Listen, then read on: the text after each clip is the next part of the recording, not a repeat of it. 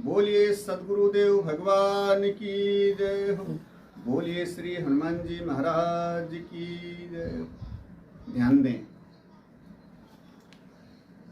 पीछे भाग में जो आप सभी लोगों ने सुना है, श्री हनुमान जी लंका जाने के लिए बिल्कुल तैयार हैं। जामवंत जी के आदेश को प्रमाण पत्र मान करके श्री हनुमान जी चलने के लिए बिल्कुल तैयार हैं।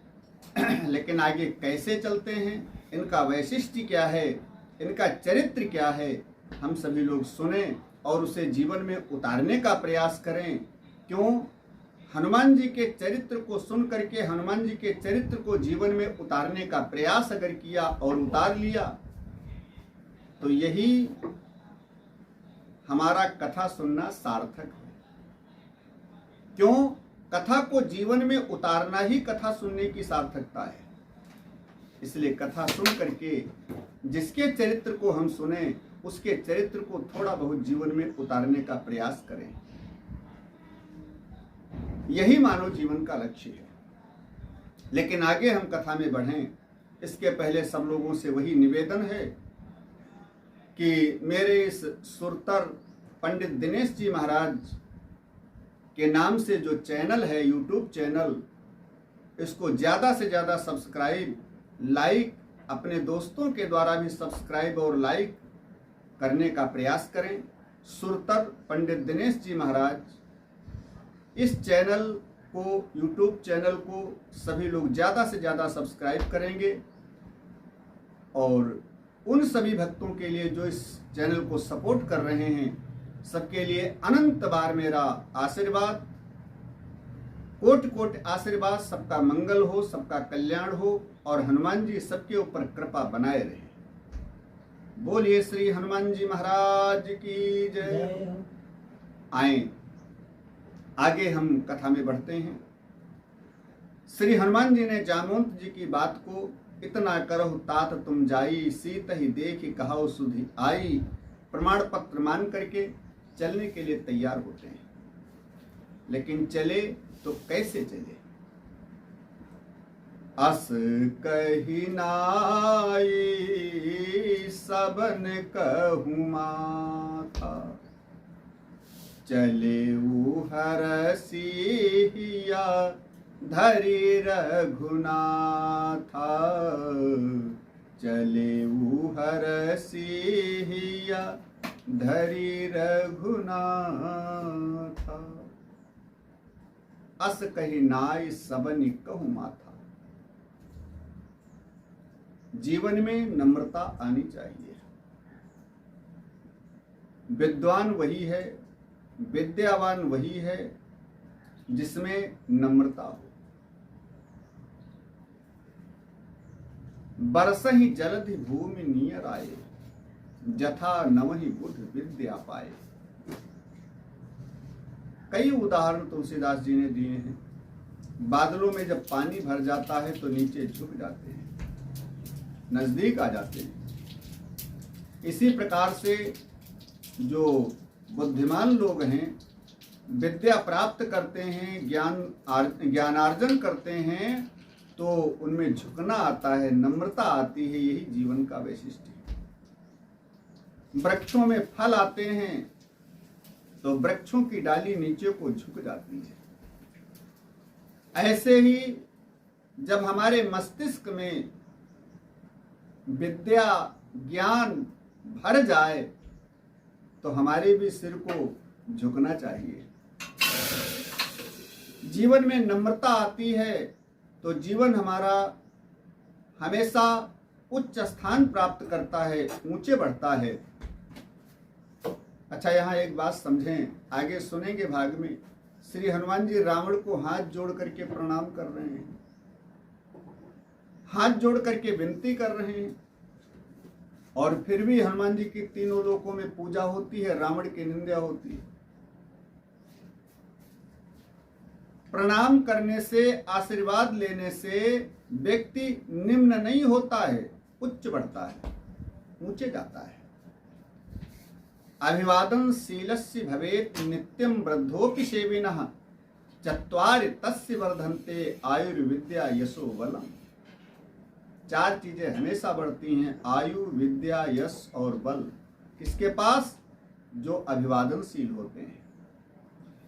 इसलिए हनुमान जी ने केवल बड़ों बड़ों को प्रणाम नहीं किया, जैसे जामवंत हैं, सुग्रीव हैं, अंगद जी, युवराज हैं, ऐसे बड़ों बड़ों को केवल प्रणाम नहीं किया। अस कहि नाय सबनि कहु माथा, जो छोटे छोटे बंदर थे उनको भी प्रणाम किया। छोटे छोटे बंदरों को भी प्रणाम करते हैं श्री हनुमान जी। अच्छा, प्रणाम करने में इसका वैशिष्ट्य क्या है? वैशिष्ट्य क्या है? श्री हनुमान जी जानते हैं कि आशीर्वाद में बड़ी शक्ति होती है। मैं आशीर्वाद देता हूं सबको, केवल एक काम करना है, चैनल को सब्सक्राइब और लाइक करना है, अपने मित्रों से करवाना है। खूब आशीर्वाद लीजिए हमारा। अनंत बार, कोटि बार आशीर्वाद मेरा सभी के लिए, सबका मंगल हो, कल्याण हो। तो आशीर्वाद लेना चाहिए। आशीर्वाद से अपने अंदर बल बढ़ता है, आयु बढ़ती है, विद्या बढ़ती है और यश बढ़ता है। श्री हनुमान जी समुद्र पार करके लंका में जा रहे हैं। अब यहां एक बात समझें, लंका नगरी माने विकारों की नगरी है। श्री हनुमान जी साधक हैं, संत हैं। जब संत साधना के पथ पर माने भवसागर पार करने के उद्देश्य से इस संसार रूपी समुद्र में साधना को प्रारंभ करता है, कि संसार रूपी समुद्र को माने भवसागर को, भवसागर क्या है? ये संसार सागर ही तो भवसागर है। तो इस संसार सागर के से पार जाने के उद्देश्य जब हम साधना करते हैं, कहाँ जाने के लिए? वैदेही के पास जाने के लिए, माने ब्रह्म के पास जाने के लिए, निराकार के पास जाने के लिए, जो बिना शरीर वाला है।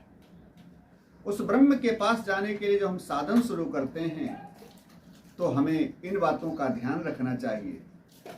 और आगे जो विकार भी आए, श्री हनुमान जी के रास्ते में बाधा आई, साधना के पथ पर अनेक बाधाएं आती हैं।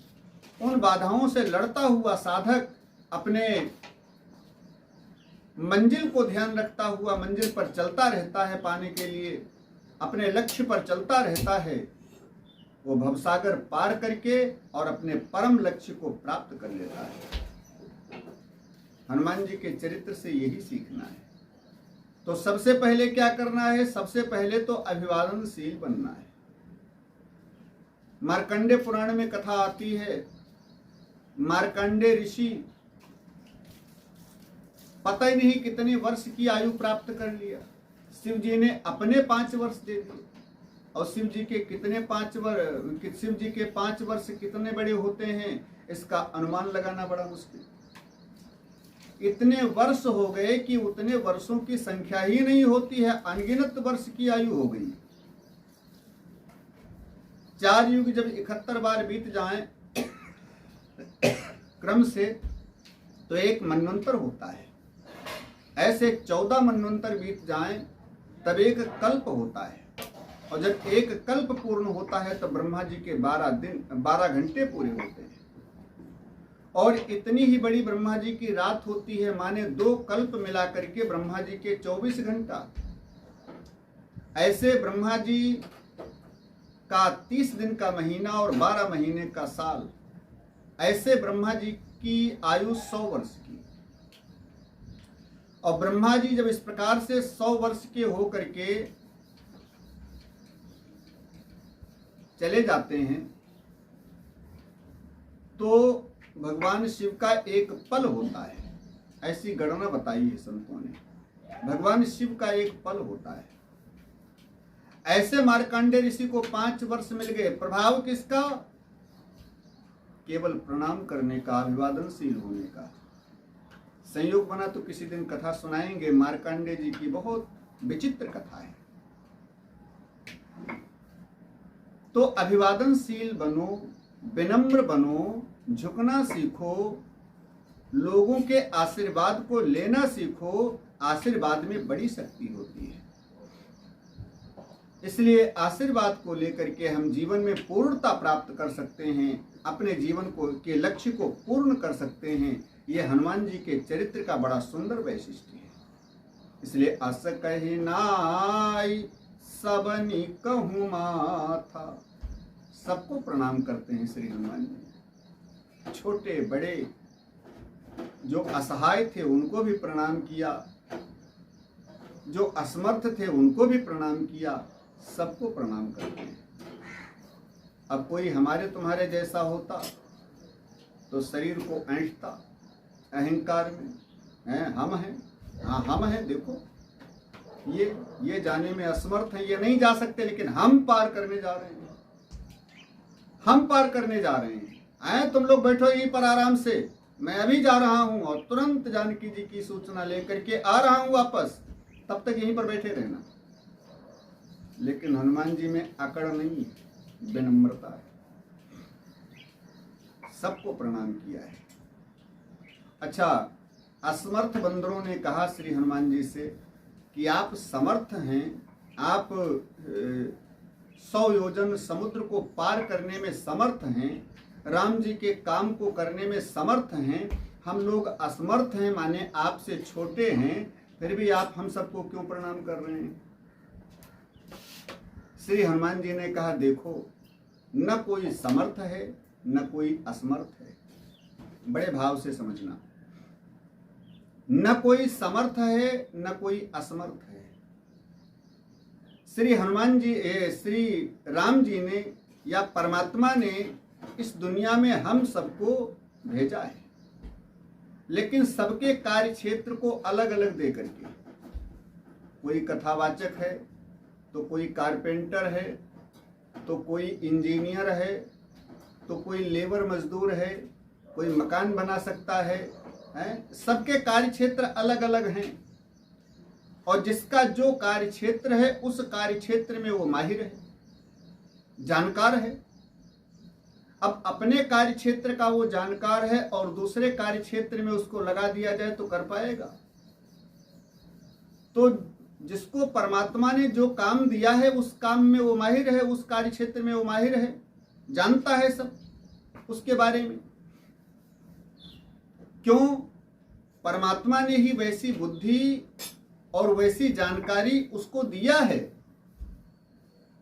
वो बुद्धि वो जानकारी अपने आप से नहीं जुटा पाया, ईश्वर ने उसको वो बुद्धि वो जानकारी दिया है, इसलिए उस कार्य को वो कुशलता से कर रहा है और जानता है। तो परमात्मा सबको पार्ट देते हैं कि तुमको इस पार्ट के रूप में इस संसार रूपी मंच के ऊपर अपना अभिनय करना है, इसलिए उस पार्ट को लेकर के उसका अभिनय करता है व्यक्ति। तो श्री हनुमान जी कहते हैं कि जानकी जी की खोज करने वाला अभिनय हम नहीं करने जा रहे हैं, ये भगवान ने अभिनय करने का पार्ट दिया है मेरे को, शक्ति उन्होंने ही दिया है कि इस कार्य को तुम कर सकते हो, इस कार्य में तुम कुशल हो। वो कुशलता, वो बुद्धिमानी और वो ताकत, वो समर्थता परमात्मा ने ही मेरे को प्रदान किया है कि आप ये कर सकते हो। तो ये मेरे को पार्ट परमात्मा ने दिया है, आप सबको ये पार्ट नहीं दिया है, दूसरे कार्य क्षेत्र का काम दिया है, इसलिए वैसी बुद्धि दिया है, वैसी क्षमता दिया है। इसलिए हम समर्थ नहीं हैं, हम समर्थ नहीं हैं, न तुम असमर्थ हो, न कोई असमर्थ है न कोई समर्थ है। अब हम कथावाचक हैं तो हम शरीर को ऐंठते घूमें कि देखो हम कथावाचक हैं और ये सुनने वाले ये कुछ नहीं जानते, ऐसा नहीं है। जो कार्य क्षेत्र उनका है उसके बारे में हमको जानकारी नहीं है, और जो कार्य क्षेत्र मेरा है उसके बारे में उनको जानकारी नहीं है, क्योंकि सबके पार्ट अलग अलग है ना, सबका रोल अलग अलग है, इसलिए अपने अपने पार्ट अपने अपने रोल के हिसाब से सभी लोग अभिनय कर रहे हैं। तो श्री हनुमान जी ने कहा कार्य को अंजाम तो श्री राम जी देंगे, मैं तो केवल अभिनय कर रहा हूं, अपना पार्ट अदा कर रहा हूं। इसलिए इस अभिनय को करने का रोल राम जी ने मेरे को दिया है, आप सबको नहीं दिया है, इसलिए आप सब नहीं जा सकते, इसका मतलब आप सब असमर्थ नहीं है। अभी हनुमान जी की वैशिष्टता है अहम शून्यता, इसीलिए तो हनुमान नाम है। हनुमान का मतलब जिसने अपने मान का, अहंकार का हनन कर दिया है, मर्दन कर दिया है, वही श्री हनुमान जी, वही श्री हनुमान जी। बोलिए श्री हनुमान जी महाराज की जय हो। तो ये श्री हनुमान जी का वैशिष्ट्य जीवन में उतार लिया जाए तो जीवन में पूर्णता आती है और सब प्रकार की कमी दूर होती है। और इस वैशिष्ट्य को जीवन में उतारने से हमें हमारे लक्ष्य की प्राप्ति होती है। इसलिए इसको उतारते हुए अपने जीवन में और श्री हनुमान जी के चरित्र को श्रवण करें। आगे इस पार्ट में केवल इतना ही, लेकिन सब्सक्राइब और लाइक, दोस्तों को शेयर करना और दोस्तों के माध्यम से भी सब्सक्राइब लाइक करना ये न भूलें। हमारा सभी के लिए अनंत बार आशीर्वाद। इसलिए सब्सक्राइब और लाइक अवश्य खुद करें और अपने दोस्तों के द्वारा करवाने का प्रयास करें। इसके लिए धन्यवाद सभी को।